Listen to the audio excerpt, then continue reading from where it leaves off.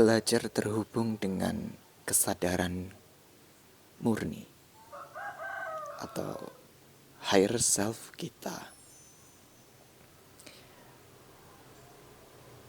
Itu bukan sesuatu yang bisa diajarkan kepada orang lain sebenarnya. Karena setiap individu pasti menemukan cara atau metodenya masing-masing. Dan setiap metode itu tidak ada yang paling baik. Semuanya baik karena sesuai. Itu sudah sesuai dengan pribadi masing-masing. Dan di video kali ini saya akan mencoba berbagi sedikit pengalaman saya. Bagaimana saya mengkultivasikan hubungan antara kesadaran badan diri dengan kesadaran higher self.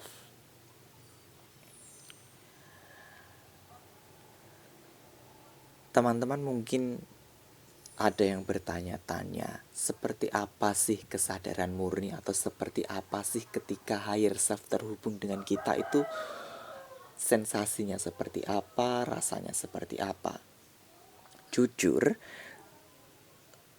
saya sendiri tidak bisa mengkategorikan seperti ini ya.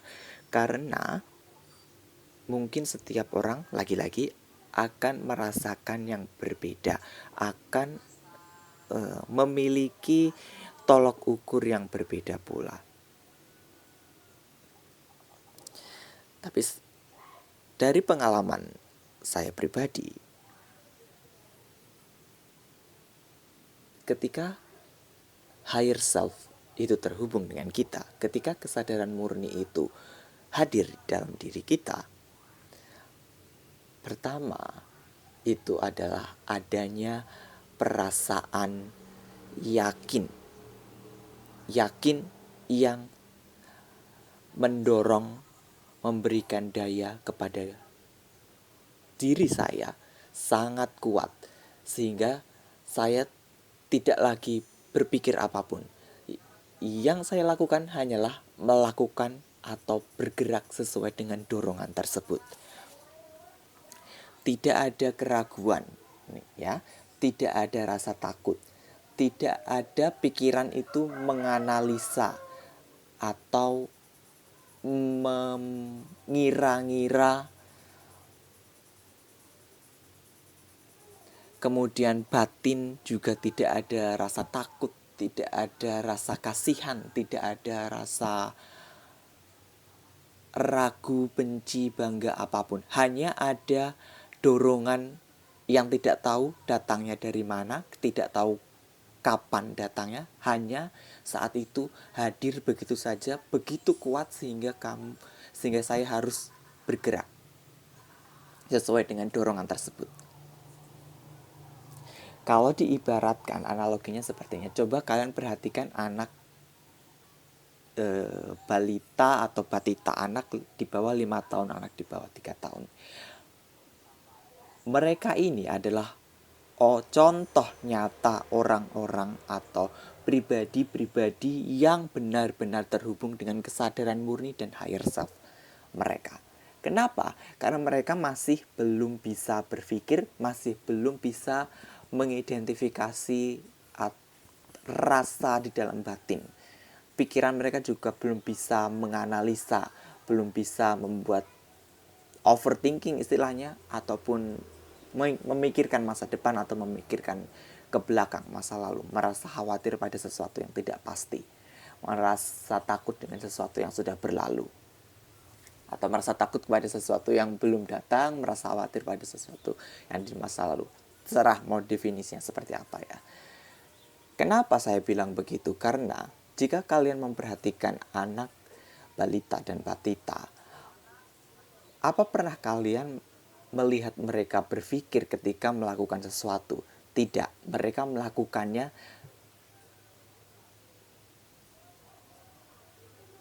berdasarkan dorongan, ya. Dorongan dari sesuatu yang bahkan mereka sendiri tidak tahu apa itu. Makanya terkadang kita perlu mengawasi ya, perlu mengawasi anak-anak kecil semacam ini. Kadang mereka berusaha memegang api. Bayangkan, kita sebagai orang dewasa yang sudah tidak punya hubungan yang kuat antara kesadaran murni dan higher self. Ada mungkin putus nyambung seperti itu ya. Tapi anak kecil tidak tahu api itu bahaya, tidak tahu kalau terkena api itu bisa terbakar dan sebagainya. Jadi mereka, dorongan dalam diri mereka menggerakkan mereka untuk memegang api, ya mereka akan memegangnya. Seperti itu ya. Atau mereka mungkin tergerak untuk menari, dan kita tidak paham kenapa mereka melakukan itu. Kemudian kadang kita melihat mereka berbicara sesuatu yang barbarus atau istilahnya tidak memiliki kosakata yang jelas, tidak memiliki arti yang jelas, mereka hanya mengoceh. Nah, seperti itulah mungkin fenomenanya seperti itu ketika kesadaran murni dan higher self itu terhubung dengan diri kita. Ya.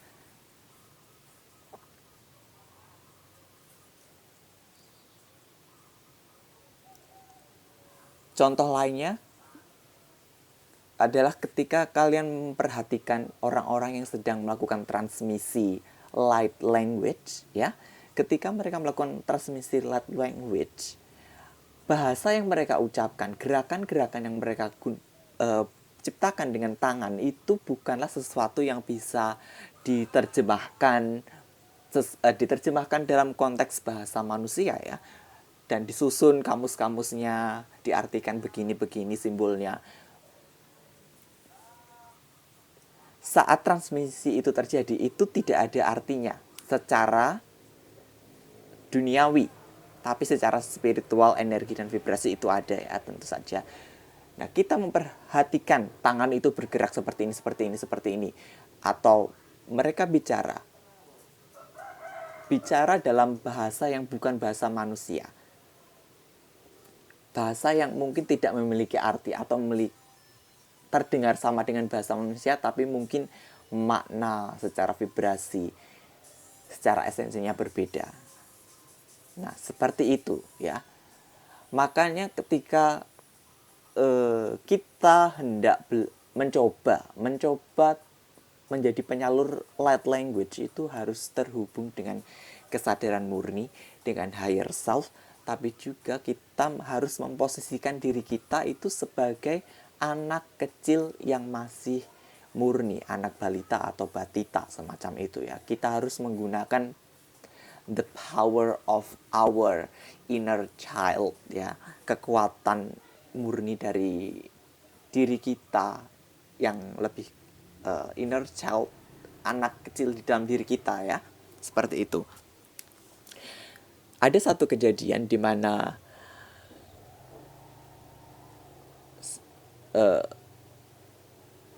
titik balik di mana saya mulai memahami seperti ini. Ya.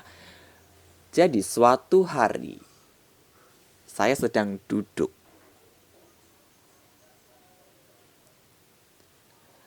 Tiba-tiba datang sebuah kesadaran, datang sebuah dorongan yang sangat kuat mendorong saya untuk masak, seperti itu ya.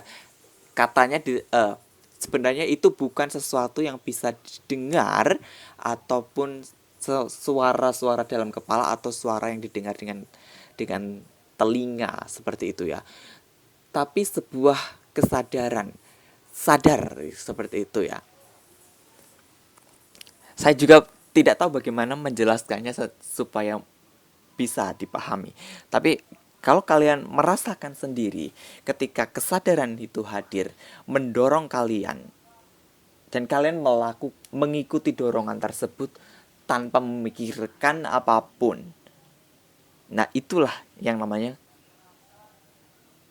kesadaran murni dan koneksi dengan higher self. Nah, kembali lagi ke kisah saya.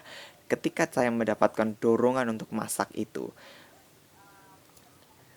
karena ini masih pertama saat itu ya, pikiran mulai menganalisa. Masih belum terbiasa nih ya, belum terbiasa, pikiran mulai menganalisa, hei kamu itu kan nggak bisa masak, buat apa masak, nanti malah masakannya nggak enak, buang-buang duit, buang-buang bahan makanan, nggak usah. Nah, pikiran seperti itu. Tapi batin, intuisi di dalam diri, hei coba aja diikuti, tidak ada salahnya, toh tidak berbahaya. Nah, seperti itu ya, perang batin, mulai itu perang batin. Tapi saya memejamkan diri sejenak dan mencoba berdiri di posisi netral supaya kesadaran yang datang itu tidak ini ya, padam atau putus seperti itu koneksinya. Jadi kemudian setelah saya netral, kemudian saya buru-buru saya membiarkan energi tersebut bergerak ya. Saya bisa mengamati apa yang saya lakukan, dan saya tidak pikiran sudah tidak peduli lagi bagaimana ini nanti rasanya, bagaimana nanti ke depannya dan sebagainya. Jadi saya hanya perlu bergerak sampai akhirnya selesai. Ya, di situ pun saya kemudian ya tentu saja seperti yang sudah dikatakan oleh pikiran ya, makanannya tidak enak dan sebagainya. Tapi entah kenapa di situ ada rasa plong gitu di dalam batin, di dalam dada itu rasanya plong dan puas. Dan saya tidak mengerti sensasi apa itu. Setelah beberapa hari, saya baru mengolah kesadaran tersebut menjadi sebuah informasi. Ternyata itulah yang disebut, ya saat itu belum tahu ya istilahnya, disebut kesadaran murni menguasai diri, atau saya menjadi terhubung dengan higher self. Dan fungsi masak tadi itu dimaksudkan bukan untuk menjadikan sebuah makanan yang enak, tapi yang ditujukan di sini adalah proses healing, proses penyembuhan dan pelepasan. Jadi ketika diri ini memasak masakan tersebut, itu adalah proses alkemi dan transformasi energi. Makanya di situ ada rasa plong puas seperti itu ya. Sebenarnya ya teman-teman, itu bukan kali pertama, karena kali pertama saya merasakan kesadaran murni dan higher self itu adalah tahun 2016 bulan September, ketika saya menjawab dorongan atau panggilan itu untuk menjadi seorang Wicca. Nah, itu ya. Itu pertama kali, tapi saat itu saya masih belum paham ya, belum tahu, dan koneksinya juga putus nyambung karena pikiran dan perasaan itu saking kuatnya. Jadi kisahnya seperti ini. Saat itu saya tidur siang, tidur siang, sorry, tidur malam itu ya. Kemudian paginya saya terbangun dan ada dorongan yang begitu kuat yang mendorong saya. Jadi saya hanya bergerak mengikuti dorongan tersebut. Saya mengambil dupa, saya mengambil piring, mengisinya dengan batu, kemudian menyalakan dupa dan menancapkannya, kemudian menyalakan lilin. Dan voila, tiba-tiba semuanya berwujud sebuah altar, berwujud sebuah altar sederhana. Di situ saya sudah tidak peduli atau tidak memikirkan, oh nanti bagaimana penilaian orang tua saya, bagaimana nanti penilaian saudara saya dan sebagainya. Nanti gimana kalau mereka marah, nanti gimana kalau mereka kecewa, bla bla bla bla. Pikiran seperti itu sudah tidak ada. Jadi dorongan itu begitu kuatnya sampai saya tidak bisa berpikir, saya tidak bisa menggunakan perasaan saya, hanya ada kesadaran murni. Dan ternyata ketika kita sudah melebur ya istilahnya dengan kesadaran tersebut, ternyata semesta itu bekerja sama dengan diri kita. Setelah berjalannya waktu, ternyata orang tua dan saudara saya tidak peduli dengan apa yang saya lakukan. Ya terserah, itu kamu ya kamu, saya ya saya, tidak ada mencampuri apapun. Seperti itu contohnya ya. Dan sedikit cerita lagi, ketika saya menulis dulu ya, ketika saya masih, bahkan sebelum saya masuk ke Wika dan spiritual sebagainya, masih saat ini kejadian masih di SMK, saya masih gencar-gencarnya menulis ya novel. Sebenarnya saat itu, saat saya menulis itu juga saya tidak menggunakan pikiran ya. Istilahnya jari saya itu bergerak dengan sendirinya, mengetik dengan lancar semacam itu ya. Jadi sehari itu bisa 3 sampai 5 halaman kalau memang kesadaran itu hadir. Jadi saya curiga mungkin sebenarnya ya, ketika saya menulis itu kesadaran yang ada di situ bukan kesadaran dari diri saya ini ya, tapi mungkin kesadaran lain yang saya sendiri tidak tahu dan saya juga tidak mencari tahu. Yang penting tulisan itu sudah jadi ya. Nah, ketika kesadaran diri ini kembali, barulah saya mengamati, loh kok bisa jadi tulisan seperti ini ya. Barulah karena pikiran ada yang melihat, oh ini aneh, barulah disunting, oh ini nyeleneh, barulah disunting dan sebagainya dan sebagainya. Kemudian saat saya menulis Grimoire Ars Damasandra dan juga Grimorium Phoenix, itu juga saya tidak sepenuhnya menggunakan kesadaran dari diri ini ya. Jadi ada kesadaran-kesadaran lain yang memang kesadaran higher self dan juga kesadaran-kesadaran mungkin patron dan matron dari kitab tersebut, grimoire tersebut, yang melebur dengan kesadaran saya. Barulah jari-jari ini tergerak untuk menulis ya. Nah, ini sekedar gambaran, sekedar contoh ya, ilustrasi untuk kalian. Mungkin ini pernah terjadi pada diri kalian, tapi kalian tidak tahu fenomena apa yang terjadi pada diri kalian. Nah, berdasarkan apa yang saya alami dan apa yang saya amati semacam itu ya. Nah, inilah yang namanya kesadaran murni dan koneksi dengan higher self. Jadi coba dilihat lagi ke dalam diri kalian, apakah hal semacam ini, fenomena semacam ini terjadi ke dalam diri kalian. Nah, kalau memang iya, kalau nanti itu terjadi, coba saja diikuti ya, diikuti. Saya yakin dorongan tersebut selalu sesuatu yang tidak membahayakan diri ya, membahayakan badan. Pasti itu sesuatu yang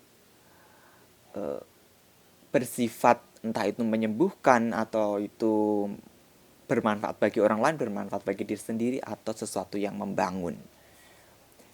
Ketika kesadaran itu datang, kalian memang tidak akan tahu ini fungsinya melakukan ini tuh apa, buat apa. Jangan dipikirkan fungsinya, manfaatnya. Lakukan dulu. Ketika itu sudah selesai, kesadaran itu akan diolah. Kemudian kalian akan, oh ternyata fungsinya seperti ini toh. Oh yang kemarin saya didorong melakukan ini tuh fungsinya seperti ini toh. Nah begitu ya. Oke teman-teman, semoga itu bisa menjadi sedikit memberikan wawasan dan juga pemantik ya, pemantik untuk kesadaran kalian ya, supaya kalian menjadi lebih berkesadaran ya pada fenomena yang terjadi pada diri kalian, berkesadaran pada hadirnya kesadaran murni dan juga higher self. Sampai jumpa di video Magini Skala yang lain. Diberkati.